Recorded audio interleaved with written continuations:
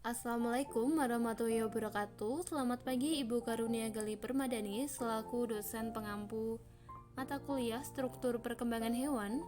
Dan juga selamat pagi kepada teman-teman semuanya, terkhusus untuk biologi 03 ya. Di pertemuan pertama kali ini kita akan belajar mengenai struktur perkembangan hewan jaringan dan jaringan dasar pada hewan 1, yaitu dengan subtopik jaringan epitel dan jaringan otot. Sebelumnya, perkenankan saya dulu untuk memperkenalkan anggota kelompok saya. Yang pertama di sini ada Putri Nadila Restu Anggraini, saya sendiri Putri Ayu Widastuti, Ella Sarifah, dan yang terakhir ada Hanifatul Muslimah.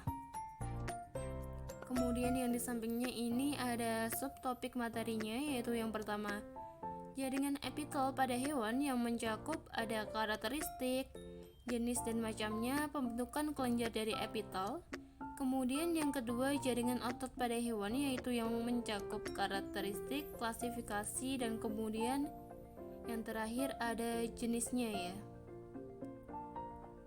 Yang pertama jaringan epitel. Jaringan epitel itu tersusun dari dua kata dasar seperti yang tergambar di sini, yaitu dari kata epi yang berarti tipis dan telium yang berarti lapisan kulit. Maka jaringan epitel dapat diartikan sebagai jaringan yang melindungi seluruh bagian tubuh, baik bagian dalam ataupun bagian luar tubuh. Nah, jaringan epitel ini juga merupakan jaringan yang membatasi antara dua lingkungan berbeda dalam tubuh hewan yang melekat pada jaringan ikat ya. Kemudian yang selanjutnya ada fungsi jaringan epitel. Jaringan epitel ini juga memiliki fungsi utama, yaitu yang pertama sebagai alat sekresi, yaitu untuk menghasilkan enzim atau lainnya. Nah, contohnya itu di sini ada kelenjar eksokrin, kelenjar endokrin, kelenjar minyak, dan juga kelenjar keringat. Nah, kelenjar-kelenjar ini di sini tuh berfungsi sebagai alat sekresi ya. Yang kemudian selanjutnya ada sebagai alat proteksi. Proteksi di sini yaitu memiliki makna untuk menjaga atau melindungi dari pengaruh kimia atau fisik mekanis. Yang ketiga berfungsi sebagai alat ekskresi, yaitu untuk membuang sisa hasil metabolisme, contohnya yaitu pada kulit, alveolus, dan juga tubulus ginjal. Kemudian sebagai alat respirasi, contohnya di sini itu pada kulit dan alveolus. Terus sebagai alat absorpsi pada sari makanan, contohnya di sini terjadi pada usus. Kemudian yang terakhir sebagai alat osmorygillus untuk pengaturan tekanan osmosis cairan tubuh dan termogulasi untuk pengatur suhu tubuh. Contohnya di sini itu terjadi pada kulit dan tubulus ginjal. Selanjutnya ada karakteristik jaringan epitel. Jaringan epitel memiliki ciri-ciri khusus atau karakteristik yang berbeda yang membedakan jaringan tubuh ini dengan jaringan lainnya, yaitu jaringan epitel terdiri atas selapis saja. Kemudian sel-selnya ini tuh juga berdekatan dengan susunan tertentu dan memiliki daerah peraturan yang jelas dan kuat. Jaringan epitel juga tidak memiliki pembuluh darah atau pembuluh limfa, namun mengandung sel saraf. Kemudian membentuk penjuluran sitoplasma, struktur ekstraselular yang berupa limfa basalis, dan yang terakhir terdapat bagian pelengkap yaitu flagella, sterosilia, dan mikrofila. Kemudian epitel juga memiliki fungsi sebagai penutup dan juga sebagai kelenjar ya. Selanjutnya ada macam-macam jaringan epitel. Epitel yang pertama di sini ada epitel silindris berlapis semu bersila. Nah, jaringan epitel jenis ini itu biasanya terletak di dalam dinding rongga hidung, trakea, bronkus, dan juga dinding dalam oviduk. Nah, jaringan epitel jenis ini biasanya itu berfungsi sebagai penghasil mukus untuk menangkap benda asing yang masuk, kemudian juga berfungsi sebagai getaran silia menghalu benda tersebut. Kemudian yang kedua ada epitel silindris berlapis. Nah, epitel jenis ini itu biasanya terletak di dalam dinding sel lambung, usus, kantong empedu, rahim, saluran pernapasan bagian atas, dan juga saluran pencernaan. Epitel jenis ini berfungsi sebagai proteksi, sekresi, absorpsi zat, difusi, atau transport ion. Kemudian yang ketiga ada epitel silindris berlapis banyak. Epitel jenis ini biasanya terletak di lapisan konjungtiva dinding dalam kelopak mata, yaitu yang letaknya di dalam sebelah luar kornea, laring, faring, dan juga utera. Nah, epitel jenis ini tuh biasanya berfungsi sebagai proteksi, penghasil mukus, gerakan zat melawan permukaan, dan juga saluran sekresi kelenjar ludah dan kelenjar susu. Nah, kemudian ada epitel selapis. Nah, epitel selapis ini biasanya terletak di dalam pembuluh darah, selaput dalam telinga. Kemudian juga ada yang beberapa terdapat di alveolus paru-paru, kapsul Bowen, dan ruang jantung. Epitel pipis lapis ini berfungsi sebagai transportasi zat dan filtrasi. Kemudian ada epitel pipis berlapis banyak. Biasanya itu terletak di dalam kulit, rongga mulut, esofagus, laring, vagina, dan juga rongga hidung. Nah, epitel pipis berlapis banyak ini itu biasanya berfungsi sebagai proteksi dan juga penghasil mukus atau menangkap debu yang masuk ya. Kemudian selanjutnya ada epitel kubus lapis. Nah, epitel kubus lapis ini biasanya terletak pada kelenjar air ludah atau sekresi, retina proteksi, dinding ovarium sekresi, kelenjar keringat, dan juga yang terakhir saluran dalam nitrogen ginjal atau absorpsi. Nah, epitel jenis ini itu biasanya berfungsi sebagai absorpsi, reaksi, dan proteksi ya. Selanjutnya ada epitel kubus berlapis banyak. Nah, epitel kubus berlapis banyak ini biasanya terletak pada kelenjar keringat, kelenjar minyak, ovarium, dan buah zakar. Nah, kelenjar ini berfungsi yang pertama sebagai proteksi dan juga penghasil mukus. Tidak jauh berbeda ya dengan epitel lainnya. Dan yang terakhir di sini ada epitel transional yang biasanya letaknya di dalam kandung kemih, ureter, dan pelvis ginjal. Nah, jaringan ini berfungsi untuk menahan regangan dan juga tekanan ya. Baik, terima kasih. Untuk slide selanjutnya akan dilanjutkan oleh rekan saya. Kepada Mbak Hanifatun, saya persilahkan. Next, selanjutnya pembentukan kelenjar dari epitel. Pembentukan ini dibedakan lagi berdasarkan ada atau tidaknya saluran, berdasarkan cara pengeluaran sekresi, berdasarkan jumlah sel, dan berdasarkan jenis sekresi. Untuk berdasarkan ada tidaknya saluran, pada kelenjar eksokrin contohnya itu pankreas, kelenjar ludah, kelenjar lambung, dan kelenjar keringat. Untuk kelenjar endokrinnya contohnya kelenjar tiroid, kelenjar hipofisis, dan kelenjar timus. Pembentukan berdasarkan cara pengeluaran sekresi. Untuk kelenjar mesokrin contohnya kelenjar paratoid, kelenjar sublingual, dan kelenjar submandibular. Kemudian untuk kelenjar apokrin contohnya kelenjar susu, kelenjar ketiak, dan kelenjar anus. Untuk kelenjar holokrin contohnya kelenjar minyak. Untuk pembentukan berdasarkan jumlah selnya, kelenjar uniseluler, kelenjar yang tersusun dari satu sel, misalnya sel goblet. Untuk kelenjar multiseluler, kelenjar yang tersusun dari banyak sel, misalnya kelenjar minyak dan kelenjar keringat. Untuk berdasarkan jenis sekresi, sekresi protein misalnya pankreas.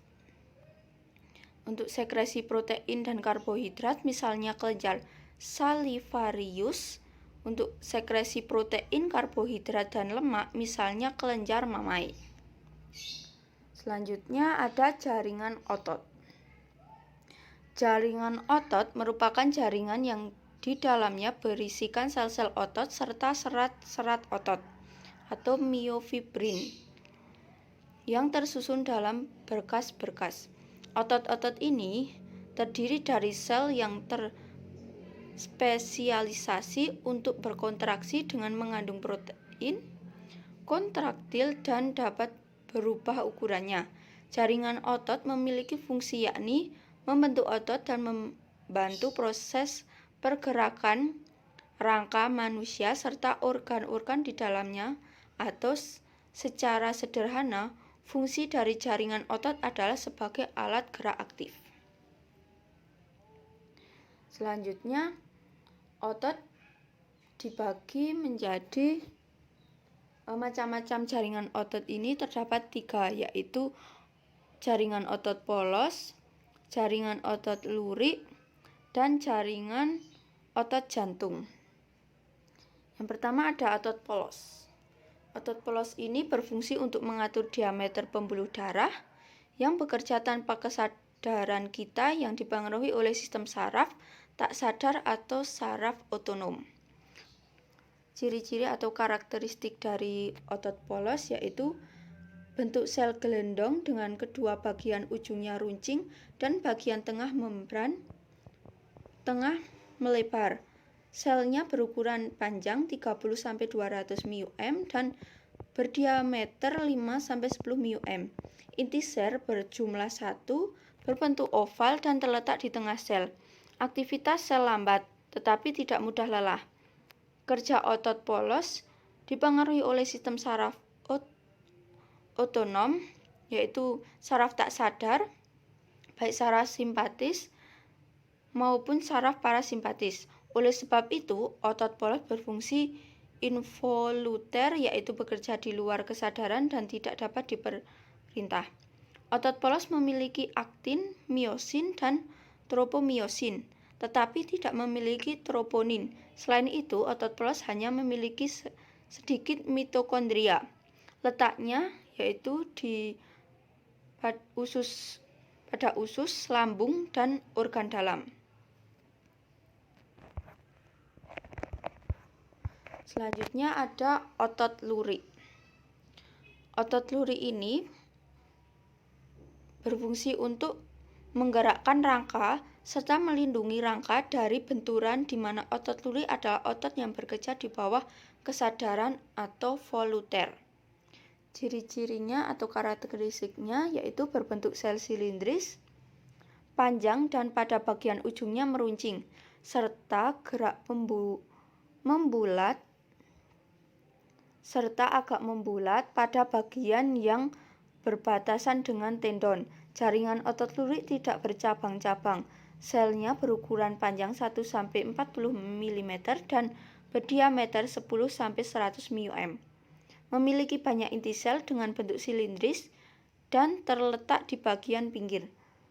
Kerja otot lurik dipengaruhi oleh otak sehingga bersifat voluter atau bekerja di bawah kesadaran dan dapat diperintah.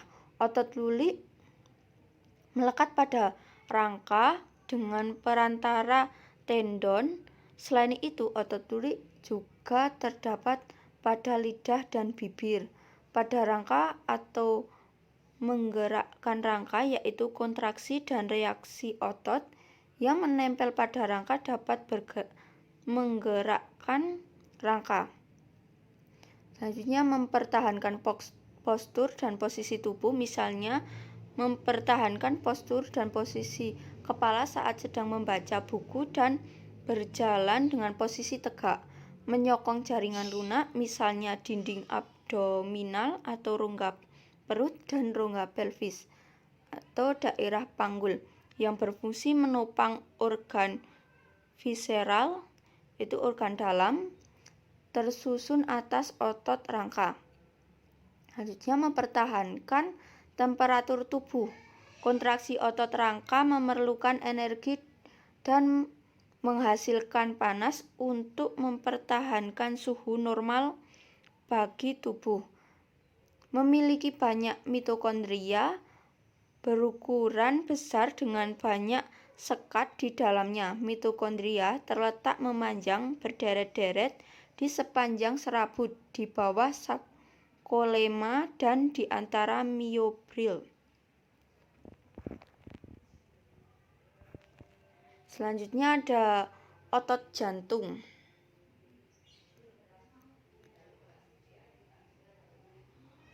Otot jantung berfungsi memberikan gerakan untuk memompa darah. Otot jantung ini bekerja di bawah kesadaran manusia. Saraf yang memengaruhi otot jantung adalah saraf simpatik dan parasimpatik. Untuk karakteristik dari otot jantung yaitu bentuk selnya silindris bercabang-cabang dengan percabangan yang saling bertautan. Memiliki satu atau dua inti yang terletaknya di bagian tengah sel. Terdapat pita terang dan pita gelap seperti pada otot lurik. Pada otot jantung terdapat pigmen lipofusin, yaitu pigmen berbentuk butiran-butiran berwarna kecoklatan yang mengandung bahan lemak. Selain pada sel otot jantung, pigmen lipofusin juga terdapat pada sel hati dan sel saraf. Dapat melakukan kontraksi terus-menerus tanpa beristirahat. Kerja otot jantung dipengaruhi oleh saraf otonom sehingga bersifat involunter atau bekerja di luar kesadaran dan tidak dapat diperintah. Hanya terdapat pada organ jantung. Pada jantung membantu memompa aliran darah ke seluruh bagian tubuh, membantu proses metabolisme dengan membuang karbon dioksida. Otot jantung membentuk kontraksi otot lain. Cara pemompaan ventrikel pada jantung dipengaruhi oleh otot jantung. Otot jantung berfungsi untuk meremas sehingga darah dapat dikeluarkan dari jantung saat proses kontraksi dan dapat mengambil darah saat proses reaksi terjadi. Dari berbagai fungsi di atas, dapat disimpulkan bahwa otot jantung berfungsi untuk menjaga kinerja jantung manusia. Berikut adalah daftar pustaka yang kami gunakan. Terima kasih, sekian yang dapat kami sampaikan. Kalau ada pertanyaan bisa disampaikan via Elita. Saya akhiri, wassalamualaikum warahmatullahi wabarakatuh.